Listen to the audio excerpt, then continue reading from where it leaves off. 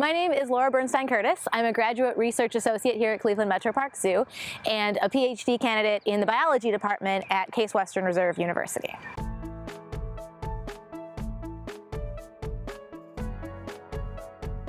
A lot of the studies we do here come from questions that the research department has. We're interested in bear behavior, we're interested in how the elephants are using their space. But what's really neat about this giraffe study is that the question actually came from animal management, that the managers wanted to know how the giraffe are using the space, how the Bangladesh giraffe encounter might be affecting their behavior during the day. So it's a really neat collaboration between the animal care department and the research departments in a direction it hasn't often gone before. So it's a really cool chance for us to sort of make this connection between the two departments to do something we all care about, which is study our animals.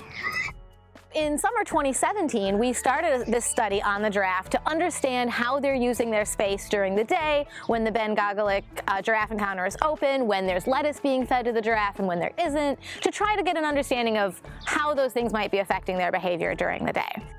We learned last year that all of the giraffe used the space differently. Some really like the feeding deck, some didn't go up there very often, and we found these different patterns. They also changed over time. Jada didn't come up to the deck very often at the beginning of last summer, and by the end of the summer she was up there pretty regularly.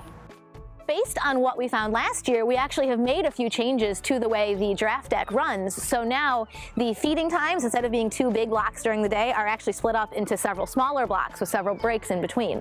So this year, we're going to be able to study how those differences in the feeding schedule affect their behavior compared to last year.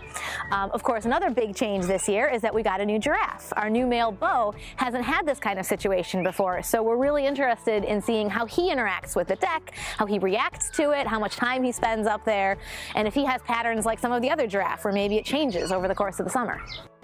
Another neat thing about this project is the way we collect the data. Often, if the research is being run by the research department, we spend a long time standing in front of animals, doing long observations. This study, data is actually collected very quickly using Google Forms, either on an iPad or a smartphone, which means that a variety of people can collect data. So it's not just us doing it.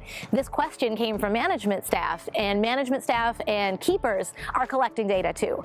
So everybody's really invested in the data we're collecting, and because we're collecting it on Google Forms, it's instantly collated, and I'm able to send out monthly reports and let everybody know what their giraffe are doing.